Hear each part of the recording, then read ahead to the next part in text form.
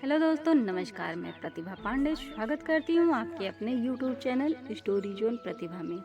तो दोस्तों, आज हम लाए हैं आपके लिए प्रसिद्ध सूत जी। कौन थे सूत जी?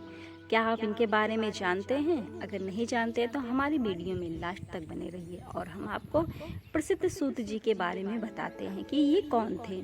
यदि आपने हिंदू धर्म के किसी भी धर्म ग्रंथ या व्रत कथाओं को पढ़ा होगा तो आपके सामने पौराणिक सूत जी का नाम तो अवश्य आया होगा। कारण ये है कि सूत जी कदाचित हिंदू धर्म के सबसे प्रसिद्ध वक्ता हैं। कारण ये है कि पुराणों का प्रसार जिस स्तर पर उन्होंने किया वैसा किसी और ने नहीं किया। किंतु ये सूत जी वास्तव में है कौन? तो सूत जी का वास्तविक नाम रोमहर्षण था। उनका रोमहर्षण नाम इसलिए पड़ा क्योंकि उनका सत्संग पाकर श्रोताओं का रोम रोम हर्ष से भर जाता था।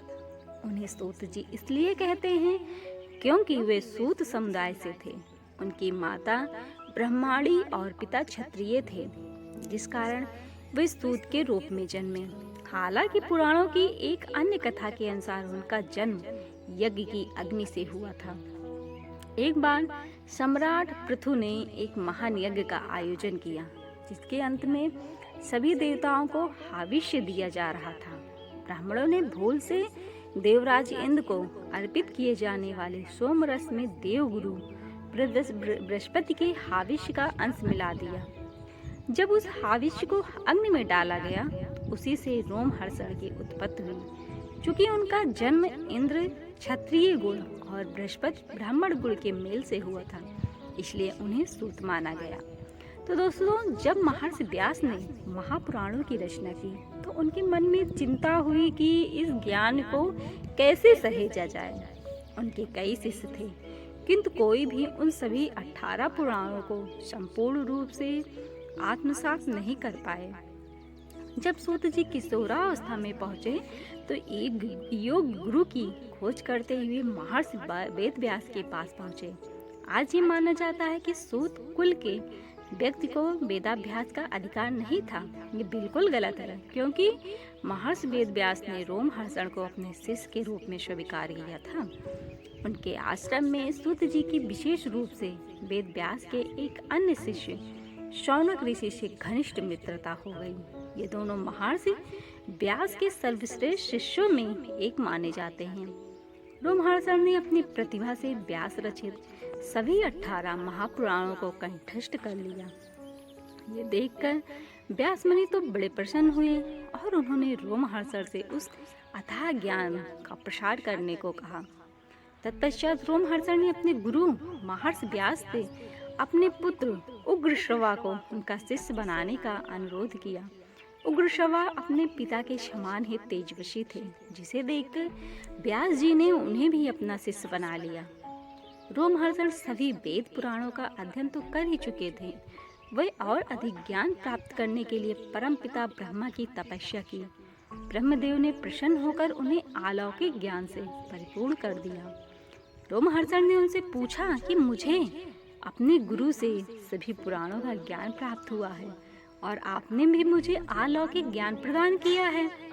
अब मैं किस प्रकार इस ज्ञान का प्रसार करूं?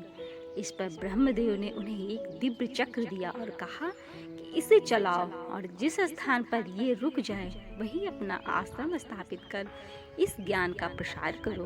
ब्रह्मा जी की आज्ञा पाकर रोमहर्षण ने उस चक्र को चलाया और वे जाकर नैमिषारण्य नामक स्थान पर रुक गया, जो 88,000 तपस्वियों का स्थल है।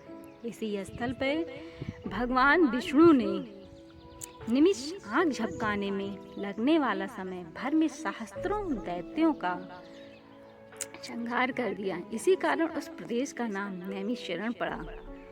उसी पवित्र तीर्थ में रोमहर्षण ने अपना आश्रम स्थापित किया और प्रतिदिन सत्संग करने लगे।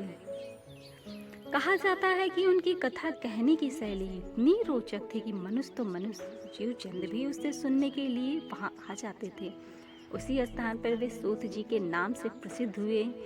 उधर उनके पुत्र उग्रश्रवा भी महर्षि व्यास से शिक्षा लेकर पारंगत हो गए। उन्होंने अपने पिता से भी अधिक शीघ्रता से समस्त पुराणों का अध्ययन कर लिया और वे अपने पिता की भांति उस ज्ञान का प्रसार करने लगे।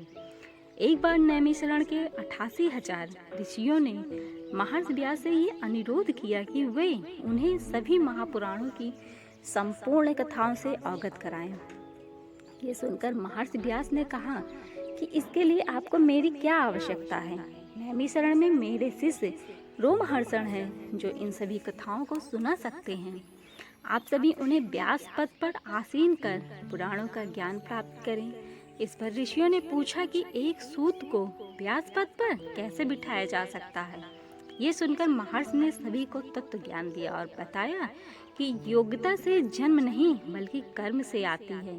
तो ये सुनकर सभी 88,000 ऋषि नैमिषारण्य लौटे और सूत जी को व्यास गद्दी पर बिठाकर पुराणों का ज्ञान देने का अनुरोध किया।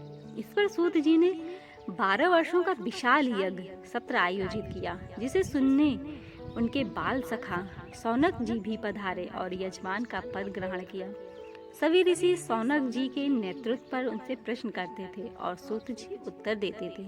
ऐसा कहते हुए तो बहुत समय बीत गया और सूत जी ने 10 पुराणों की कथा समाप्त कर 11वां पुराण आरंभ किया। और उधर महाभारत के युद्ध का समाचार सुनकर भगवान बलराम तीर्थ यात्रा पर निकले। घूमते हुए नैमिषारण्य पहुंचे, जहां सूत जी का यज्ञ सत्र चल रहा था। जैसे ही सभी ऋषियों ने बलराम जी को देखा तो सभी अपने स्थान पर खड़े होकर उनका अभिवादन करने लगे और उन्हें आसन दिया, किंतु सूत जी व्यास गद्दी पर बैठ जाने के कारण ईश्वर के अतिरिक्त किसी और के सम्मान में खड़े नहीं सकते। उन्होंने बलराम के आने पर थोड़ी देर के लिए कथा को भी विश्राम दिया और जब बलराम ने ये देखा तो उन्हें बड़ा क्रोध आया। उन्होंने सोचा कि इतने बड़े बड़े महर्षियों ने यहाँ मेरा स्वागत किया, किंतु सूत कुल में जन्मे इस व्यक्ति ने मेरा अपमान किया। यही सोचकर उन्होंने बैठे ही बैठे एक घास को मंत्र सिद्ध कर सूत जी पर चलाया, जिससे उनका मस्तक धड़ से अलग हो गया। इस प्रकार सूत जी का वध होते देख कर सारी सभा त्राहि त्राहि कर उठी। भयानक कोलाहल मच गया। सभी ऋषि सौनक जी के नेतृत्व में बलराम के पास पहुंचे और उनसे कहा कि आपने ये क्या कर दिया। हम सभी ने महर्षि व्यास के आदेशानुसार सूत जी को व्यास पद प्रदान किया था, किंतु आपने बिना सत्य जाने उनका वध कर दिया। अब तो आप पर ब्रह्म हत्या का पाप लग गया है। इससे अधिक हानि हमारी हुई, क्योंकि सूत जी ने अभी तक पुराणों की कथा संपूर्ण नहीं की थी। अब ये ज्ञान सदा के लिए लुप्त हो गया। जब बलराम जी को सत्य का पता चला तो वे अत्यंत दुखी हुए और उन्होंने महर्षि शौनक के चरण पकड़कर कहा कि अनजाने में मुझसे बड़ा पाप हो गया। आप मुझे इसका प्रायश्चित करने के लिए बताएं कि किस प्रकार मैं उनके द्वारा दिए गए इस अधूरे ज्ञान को पूर्ण करूं। इस पर सौनक जी ने कहा कि आप सूत जी के पुत्र उग्रश्रवा को यहाँ बुलाइए, क्योंकि व्यास जी के अतिरिक्त अब एक वे ही हैं जिनके पास समस्त पुराणों का ज्ञान है। यह सुनकर बलराम तत्काल सौनक जी के साथ उग्रश्रवा ऋषि के पास पहुँचे और उनसे क्षमा याचना की। उन्हें मनाकर नैमिषारण्य ले आए, जहाँ उग्रश्रवा जी ने बाकी 8 पुराणों की कथा सुनने का वचन दिया। बलराम को इससे थोड़ा संतोष हुआ। उन्होंने पुनः प्रायश्चित के लिए निकलने से पहले सभी ऋषियों से पूछा कि मुझे बताइए, मैं प्रायश्चित के लिए निकलने से पहले आपका क्या हित करूं। तब सभी ऋषियों ने कहा कि हे बलराम, इस वन में बलव नामक एक असुर है जो इलवो का पुत्र है। वो सदैव हमारे यज्ञ में विघ्न डालता है और यज्ञ कुंड में अपशिष्ट पदार्थ डाल देता है। कृपया उससे हमारी रक्षा करें। ऋषियों का ऐसा अनुरोध सुनकर बलराम जी ने पलबल ये युद्ध कर सहज ही उसका वध कर दिया और नैमिषारण्य को राक्षसों के आतंक से मुक्त किया। तत्पश्चात वे प्रायश्चित के लिए तीर्थ यात्रा पर निकल गए। तब सूत जी के पुत्र उग्रश्रवा ने अपने पिता का सत्संग आगे बढ़ाया और बचे हुए 8 महापुराणों के ज्ञान से समस्त ऋषियों को परिपूर्ण किया। तो दोस्तों, हमारी कहानी में या हमारी जानकारी में आपको सूत जी के बारे में पूरी जानकारी तो हो गई होगी। आप लास्ट में कमेंट करके हमें ज़रूर बताइएगा कि हमारे द्वारा दी गई जानकारी आपको कैसी लगी, और हमारे चैनल को लाइक शेयर सब्सक्राइब जरूर करिएगा और लास्ट में बेल आइकन भी दबा दीजिएगा। धन्यवाद दोस्तों।